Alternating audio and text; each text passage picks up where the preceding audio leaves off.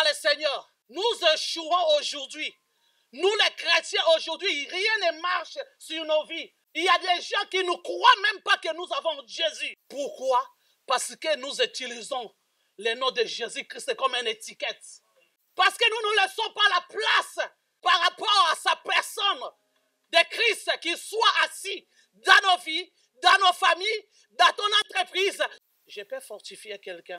Tu n'as pas encore tout raté, tu peux rattraper. Notre Dieu, il est le Dieu de recommencement. Il peut recommencer une nouvelle vie avec toi. Il peut recommencer ce que tu as raté avec toi. Il est meilleur, c'est Dieu. L'homme de Dieu était ici au premier culte. Je l'ai suivi de loin. Il était en train de parler sur les noces de Cana. Jean 2, premier verset. Et je peux vous dire là où ça a arrêté. Là où ça tiquait mon attention. 3 jours après, il y eut des noces à Cana en Galilée. La mère de Jésus était là, et Jésus fut aussi invité aux noces avec ses disciples. Le vin ayant manqué, la mère de Jésus lui dit, « Ils n'ont plus de vin. » Jésus lui répondit, « Femme, qu'y a-t-il entre moi et toi? Mon heure n'est pas encore venue. » Sa mère dit au serviteur, « Faites ce qu'il vous dira. » Amen. Il y avait la présence de Christ dans cette fête. Et cette fête était bien organisée par les spécialistes elles-mêmes. Normalement, quand on confie quelque chose à un spécialiste, parce que tu comptes par rapport à son expérience, par rapport à l'expérience que les gens témoignent, par rapport à son travail qu'il fait. Et cette personne qui a confié les charges de l'organisation des mariages à ces gens-là, tout était fait. Comment ils ont pu remarquer qu'il y avait plus de vin? Comment ils ont constaté qu'il y avait plus de vin? Et pourquoi seulement que c'était Marie, la mère de Jésus, il fallait qu'il puisse remarquer ça? Bien-aimé dans le Seigneur, est-ce que la présence de Christ dans cette fête-là, est-ce qu'on l'avait mis à la tête ou on l'avait mis à sa place? Parce qu'à cette époque-là, il avait déjà des disciples. Preuve en est qu'il est venu dans cette fête-là avec ses disciples. Est-ce que dans cette fête-là, on l'avait reçu dans la qualité de la personne qui s'est présentée? Ou on l'a pris dans la qualité de tout être invité? C'est comme toi et moi aujourd'hui. Nous portons tous le nom de Jésus. Mais il est juste une étiquette. Christ, dans cette fête, il était comme une étiquette. Comme tout invité. Mais on ne l'a pas pris à la place qu'il fallait. C'est pour cela qu'il y avait même le manque de vin. Mais pour que Dieu puisse démontrer que vous avez besoin de cet homme, Dieu, il a touché sa mère. Toute femme, quand il est enceinte, il connaît des mouvements de ce que son enfant fait dans ce ventre. Marie, il avait la prophétie de son fils. Marie connaissait qui était son fils. Et elle pouvait aussi savoir quand est-ce que Dieu il peut commencer le miracle à opérer avec Christ. Bien-aimés dans le Seigneur, nous échouons aujourd'hui. Nous les chrétiens aujourd'hui, rien ne marche sur nos vies. Il y a des gens qui ne croient même pas que nous avons Jésus. Pourquoi? Parce que nous utilisons le nom de Jésus-Christ comme une étiquette.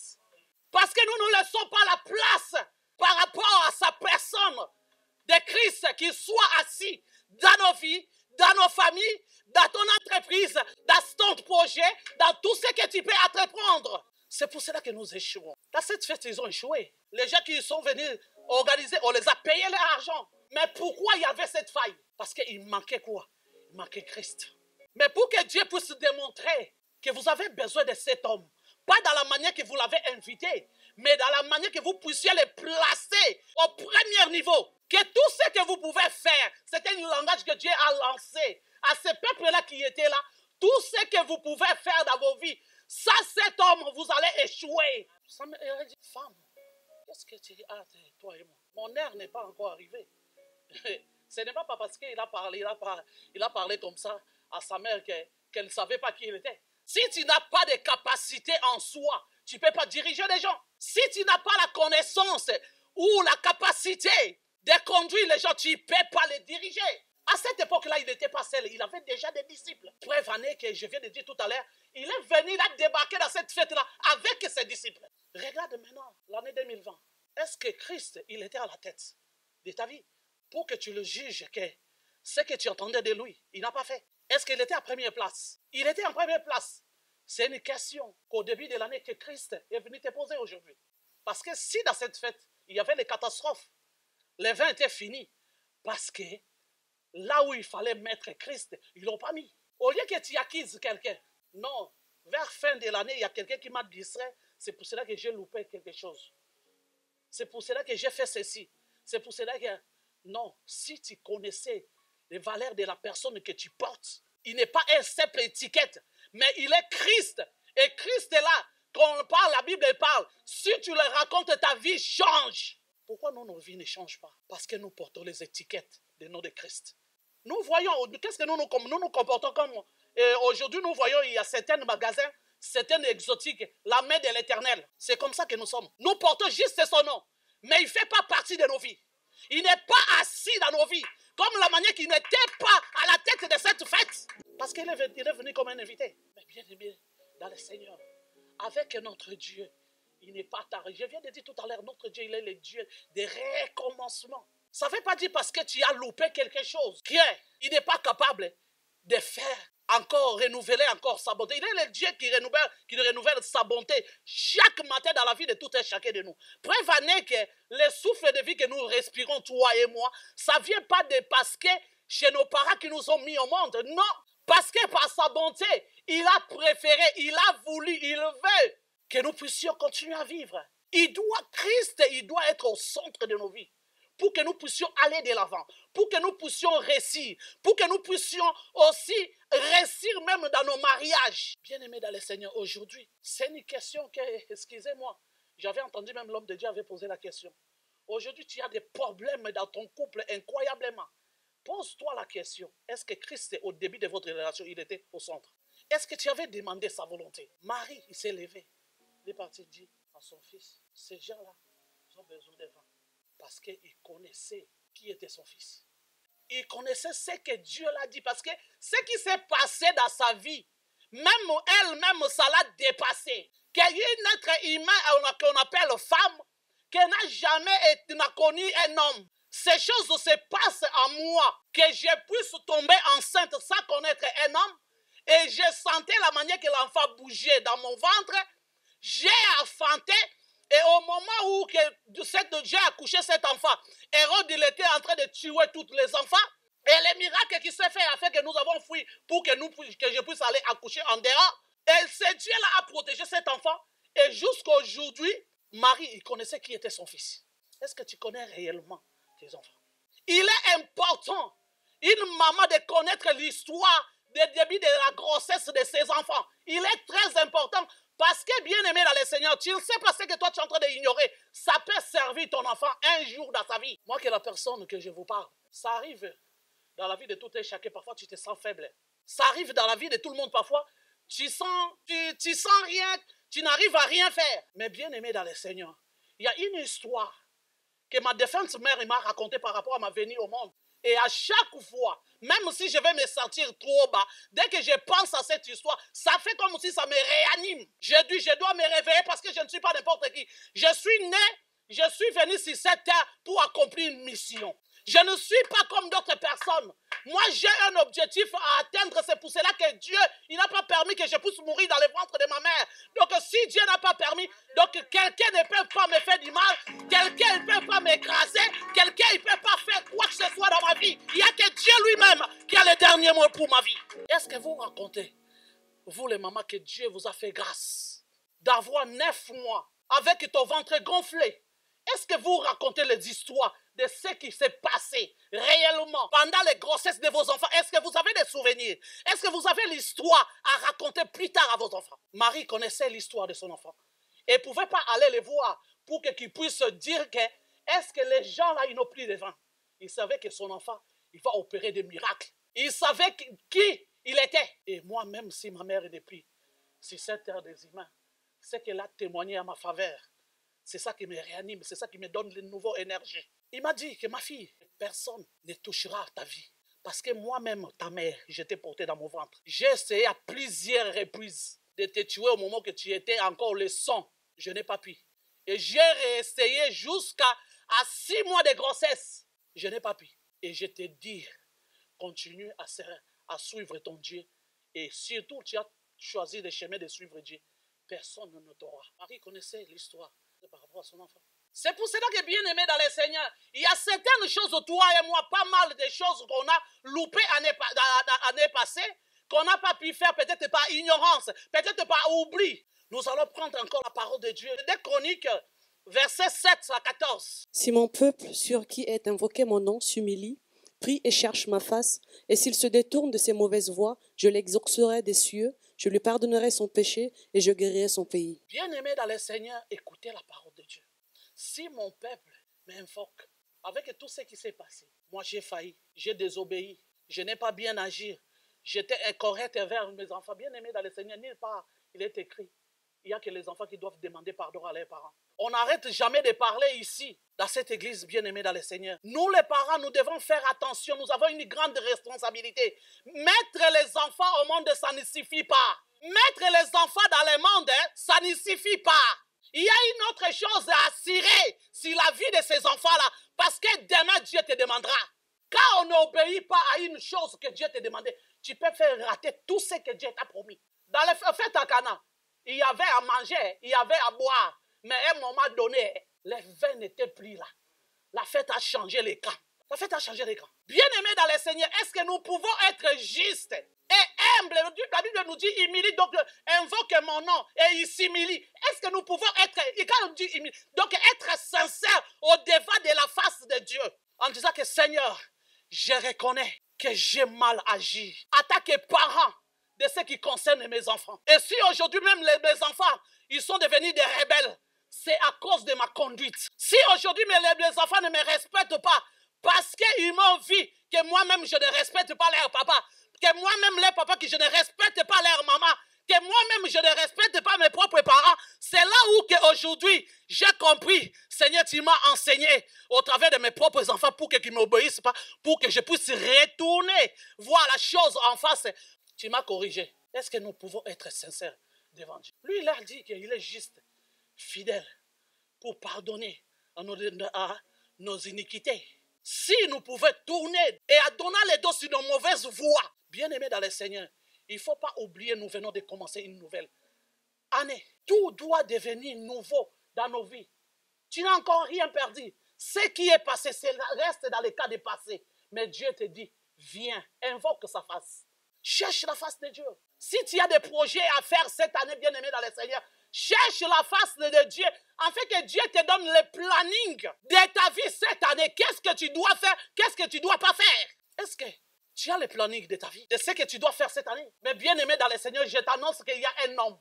Ce n'est pas ton patron qui te donnera le planning de ce. Il va te donner le planning par rapport à son travail. Mais le planning que Dieu va te donner, c'est pour assurer ton avenir, c'est pour assurer ta vie. Le planning que ton patron va te donner, c'est pour son intérêt. Tu dois être au travail, travailler pour lui. Et au retour, lui, il te paye. Et quand si lui, il te paye, toi aussi, tu dois profiter si derrière ce qu'il te paye à organiser ta vie. Et tu ne peux pas organiser ta vie sans Dieu. Parce que dans cette fête à Cana, il n'y avait pas Dieu. C'est pour cela qu'il y avait des catastrophes. Tu dois inviter Dieu, pas comme une étiquette. Dans les fêtes de Cana, Dieu, il était là, mais il était comme une étiquette. Il n'était pas au centre. C'est pour cela qu'il a échoué. Es-tu prêt? Moi, je suis prêt. En fait que je change mon fonctionnement cette année. Moi, je suis une personne que je suis trop logique. Ça, je ne sais pas, c'est un caractère chrétien ou païen. Si c'est païen, que Dieu me change. Mais si ce n'est pas païen, que Dieu me laisse comme je suis. Je ne supporte pas l'injustice. Je suis quelqu'un qui est logique. Dieu connaît mon cœur. J'aime, tout le monde ici a une place dans mon cœur. Je n'ai pas de parti pris. Preuve en est que même ma famille, ils sont derrière. Parce que si tu veux être honnête devant Dieu, tu dois privilégier d'abord les biens de Dieu. Tu dois privilégier les dieux. C'est ça que Dieu nous demande. Bien-aimés dans le Seigneur, Dieu nous demande, est-ce que nous pouvons être prêts à invoquer le nom de Dieu afin que nous puissions s'humilier au-devant de sa face pour qu'il nous fasse du bien. Le meilleur ou le bien que tout le monde aime, c'est quoi? Personne aime être dans les tourments. Personne aime en fait qu'il soit dans des problèmes. Nous tous, nous aimons la paix, nous aimons la joie. Et cette joie-là, cette paix-là, cette tranquillité-là que toi tu cherches, il y a que tu peux les trouver entre les mains de Dieu. Nulle part ailleurs, bien-aimé dans le Seigneur, la paix-là que toi tu cherches, tu ne le trouveras pas. L'amour-là que toi tu cherches, tu ne trouveras pas. Tu peux aimer aujourd'hui un mari. Tu peux aimer une femme. Mais pour que Dieu te démontre, c'est moi qui t'ai aimé le premier. Preuve en est que j'ai donné mon fils unique. afin que quelqu'un qui croit en lui, qui ne périsse point, mais qui aille la vie éternelle. Entre mari et femme, ça arrive parfois. Tu prends les problèmes de ton couple, tu peux expliquer ça à la famille. Et vous oubliez que l'amour, c'est qu'on dit l'amour, c'est une matière que je ne sais pas comment Dieu a créé ça. C'est quelque chose, ça remonte, ça peut redescendre. Et si tu sais que tu es dans les positions qu'il a redescendu, n'associe pas les gens de ta famille là-dedans. Parce que le jour que ça va remonter, tu ne vas pas aller les demander afin qu'ils puissent revenir ensemble avec toi pour que tu ailles demander pardon à la personne que tu l'as enfoncée. Je m'adresse aux femmes et aux hommes mariés. Et toi qui te prépares pour que tu puisses te marier demain, ce n'est pas une bonne tactique de prendre les problèmes de ton couple pour aller partager ça avec les gens de ta famille. La personne que tu peux partager les problèmes avec les gens de ta famille, si elle est servante de Dieu ou il est serviteur de Dieu. Parce qu'au moment où toi tu prends tes problèmes, tu pars expliquer aux gens de ta famille, qu'est-ce qu'ils vont faire? L'ADN va agir. Que tu veuilles ou pas, ils auront une tendance de te dire, oh toi aussi, qu'est-ce qu'on te disait avec ton comportement, tu as vu ça, ça. Ah lui aussi, il exagère, laisse là-bas. Qu'est-ce qu'il croit? C'est comme ça que ça commence. Qu'est-ce qu'il croit? Il croit, qu'est-ce qu'il croit? Il croit que si tu es là, c'est qu'une autre personne ne peut pas te prendre. Ça commence comme ça. Ils vont parler, ils vont parler, ils vont parler, ils vont parler, parce que qui a allumé le feu, c'est toi-même. Mais au moment où quand tu vas ressentir la grenadine et l'amour commence à remonter, tu ne vas pas aller le signaler en disant que je commence à ressentir l'amour, je sens que ma femme me manque, je sens que mon mari me manque, tu ne vas pas aller le dire. Et vous aussi, les gens que vous entrez dans des problèmes, des gens, mari et femme, ils sont comme des sorciers. Parce que, bien aimés dans le Seigneur, dans un couple, quand des problèmes commencent, les deux personnes, en réalité, ils ne nous diront pas le début de leurs problèmes. Ils vont commencer à chercher à plager. Mais la réalité, où les vrais problèmes, ils diront ça à personne. Mais ils peuvent cacher, mais ils sortent d'autres choses. En sortant d'autres choses, bien aimés dans le Seigneur, et oh, quelle est en vérité, il n'y a que des personnes qui le savent, à part eux mêmes les deux, qui étaient là au moment où leur problème a commencé. Il y a Dieu et Satan. Les Satan qui les a entrés dedans, et Dieu qui était là, il était en train de les regarder. Mais eux-mêmes, vous allez s'entretuer, il y a d'autres personnes, ils vont commencer à transpirer. En réalité, dis-nous, on ne voit pas quelque chose de grave ici. Vous allez commencer, mais toi tu es devenu du folle. C'est à cause juste de ça. Non, il cache une réalité. C'est pour cela qu'on dit que l'homme et la femme, ils sont comme des sorciers. La journée, ils ne s'attendent pas, dans la nuit, ils s'attendent. Prévenez qu'il va venir accuser sa femme. Il va venir accuser son mari dans sa famille. Mais après 2 mois, 3 mois, vous allez attendre. Elle est enceinte de 6 mois. Vous allez dire, oh, mais toi, ça fait pas longtemps que toi, tu viens d'accuser ton mari. La grossesse, elle est entrée comment? Et à quelle heure? Vous aussi, les couilla que vous aimez entrer dans des problèmes des gens, arrêtez d'entrer dans des problèmes des gens. Même si c'est de quelqu'un de ta famille. D'entrer comme si tu entres dans un marché. Comme si tu es aux toilettes chez toi. Nous devons avoir la haute sagesse d'aider les gens qui... Parce que quand les gens ils sont dans cet état-là, ils ne se comprennent pas, ils ne s'attendent pas, ils sont devenus comme s'ils sont malades. Ils sont devenus comme s'ils sont malades. Toi, tu dois amener les Novagine, moi je dois amener les Dafarga pour que nous puissions sentir les températures de chacun. Laquelle elle est trop haute?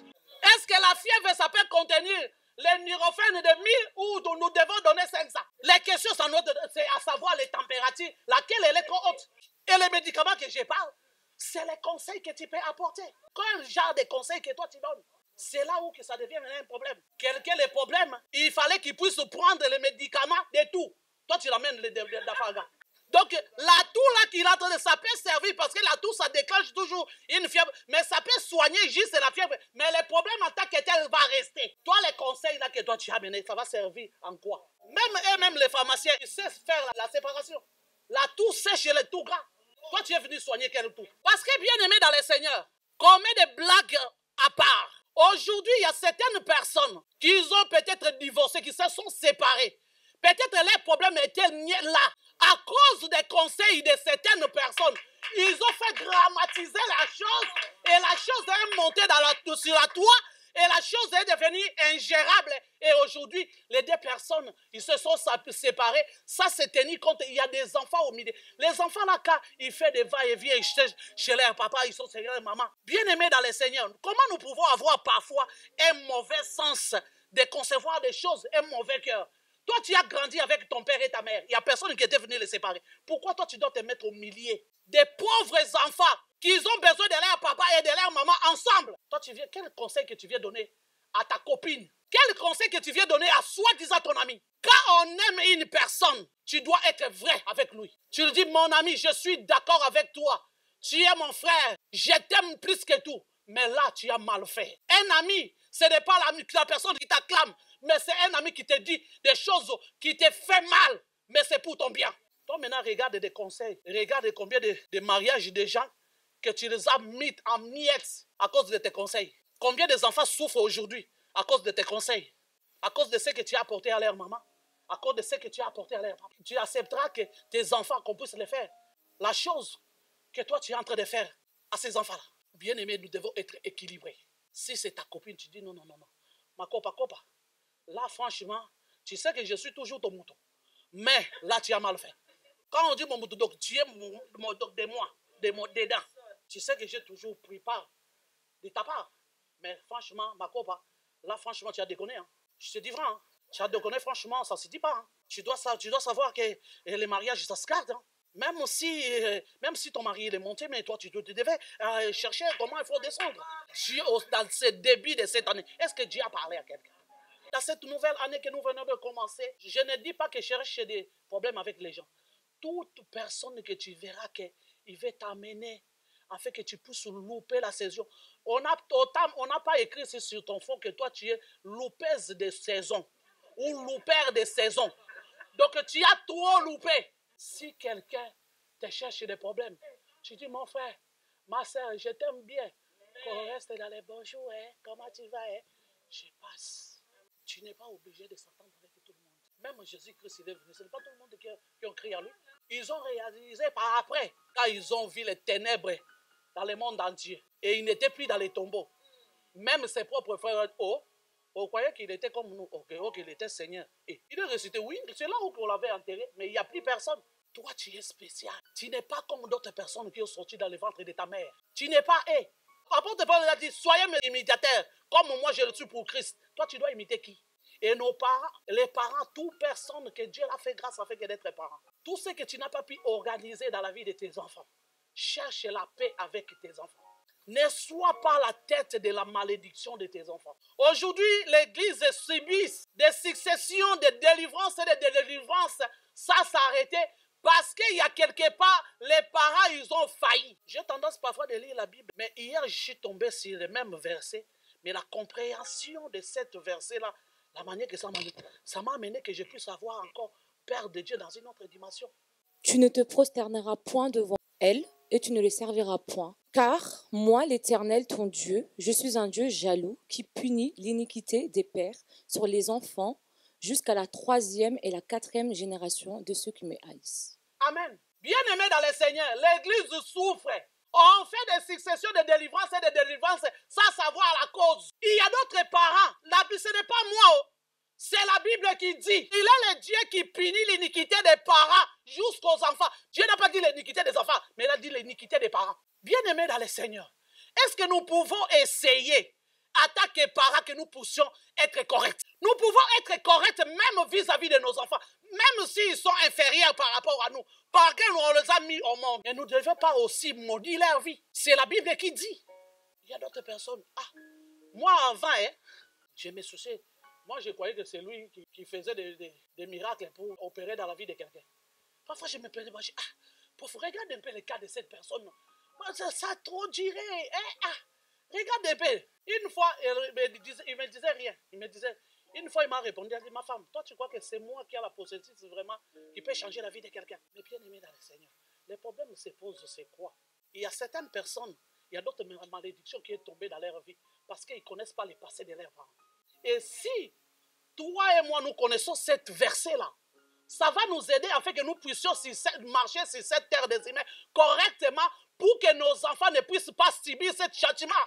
Parce que, bien aimé là, le Seigneur, il y a certaines personnes qui peuvent comprendre aussi certaines choses dans sa vie. Moi, il n'y a personne qui m'a prêché pour que je donne ma vie au Seigneur.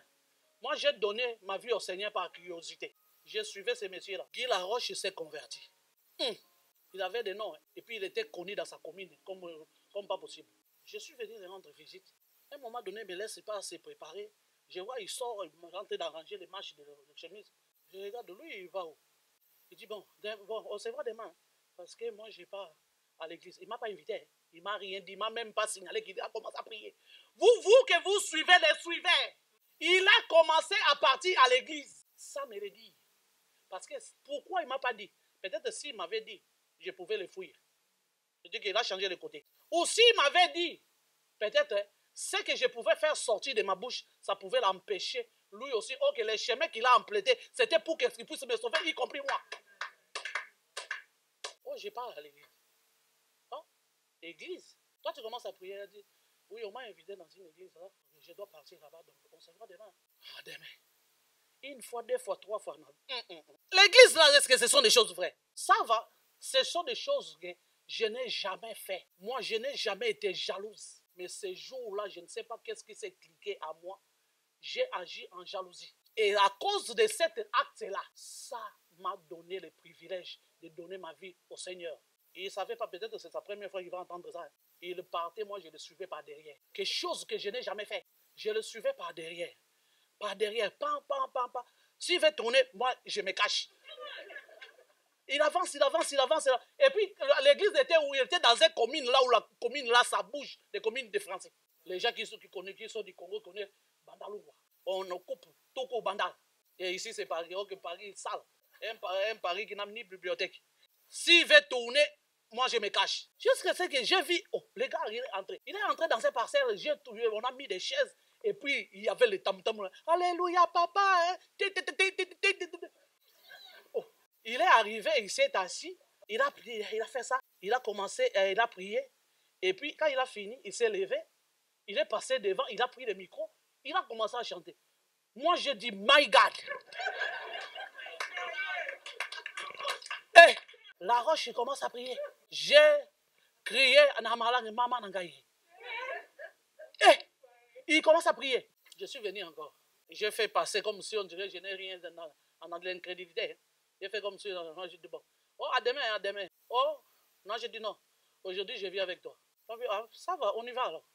Parce que si c'était quelque chose, il peut être dans un endroit, il ne pouvait pas être tout de suite d'accord. Et je dis que oui, on y va. Ok, moi, j'ai accepté pour le piéger. Il m'a dit que oui ou pas. Ok, c'était les jours de ma visitation. Je suis parti à l'église. Dieu avait commencé à m'appeler. Moi, je dormais, j'entendais la voix de Dieu m'appeler au milieu de la nuit. Je ne savais même pas qui m'appelait avec mon vrai nom, Maria. Je tournais de gauche à droite, il n'y a personne. À cette époque-là, je vivais avec ma tante, j'étais avec elle chez elle. Parce qu'elle aussi, elle m'a réveillé. Je me suis réveillé au milieu de la nuit. Plusieurs fois, ça s'est fait. Je regarde maman Lauriane. Oh, elle dort, elle est en train de souper. Je pose la question, qui est en train de m'appeler au milieu de la nuit? Mais elle dort, mais la voix là que je n'ai jamais entendu ça parler de quelqu'un, c'était quoi? Et quand je ne comprenais pas que c'était Dieu qui était en train de m'appeler, Dieu il est passé outre. Il m'a frappé avec l'hémorroïde. L'hémorroïde là, bien aimé dans le Seigneur, chose vie, les choses au Seigneur. C'est pas comparable. Oh, tous les spécialistes, c'est lui qui fait ceci. Oh non, ça va se calmer. Tout on m'a amené, ça n'a pas marché. Et c'est à cette époque-là que je suis parti avec lui à l'église. En arrivant à l'église, c'est le jour-là que notre premier pasteur, il a prophétisé sur moi. Il a dit que Dieu va te toucher. Tu as une maladie parce que c'est à l'appel de Dieu. Tu seras une grande servante de Dieu. Tu parleras de Dieu. C'est la première fois. Pour la première fois que j'ai mis mes pieds à l'église, c'était le premier jour. La première fois que l'onction de Dieu m'a saisi, il m'a fait sortir là où j'étais pour qu'il allait se retrouver jusqu'à la porte. Je me suis réveillé, je me suis regardé la manière que j'étais devenu. Même un canard qui est entré dans un caveau n'est pas comme ça. Et les jours-là, quand je suis sorti, pour la troisième fois, c'est là que j'ai été sauvé des hémorroïdes. Dieu m'a touché. Moi, j'étais quelqu'un là où le siège se trouve à Rome. J'étais à fond avec maman Lauriane, y compris avec elle. À fond. On a dit, oh non, je vous salue Marie. J'ai dit que ce n'est pas une prière, mais c'était une salutation. Moi, je me suis fâché à l'église. Moi, j'ai dit, non, regarde les choses que les pasteurs ont entendu. C'était une prière. Nous, on prie avec ça. J'ai dit, c'était dans une convention. Hein. J'ai dit que je vais revenir encore pour écouter les mensonges de cet homme. Et puis le jeudi, je suis revenu encore. Et le vendredi, c'était le jour que Dieu m'a confondu. J'ai senti une voix m'a posé la question. Tu as été passé sur les bas de l'école. Quand on dit je vous salue, C'est que c'est une prière ou c'est une salutation. De bien-aimé dans le Seigneur, le diable peut t'amener afin que tu puisses devenir même une icône. Il te saisit sur son incrédulité, quelque chose de simple. Il peut te rendre borné. Je ne suis pas fait des études sur ces commandes-là, mais j'étais parti quand même à l'école. J'ai étudié. Je suis arrivé même au niveau des bacs. L'université, c'est moi-même que je n'ai pas voulu, mais mon père, il voulait que j'aille. J'ai dit, moi, je suis une femme, je n'ai pas de retard, donc si, même dans les mariages, je vais faire l'université. Et Dieu m'a saisi dans son université de l'évangile. Bien-aimé dans le Seigneur, et c'est par là que j'ai donné ma vie au Seigneur. Il y a des choses, bien-aimées dans le Seigneur, nous devons juste renouveler notre conscience.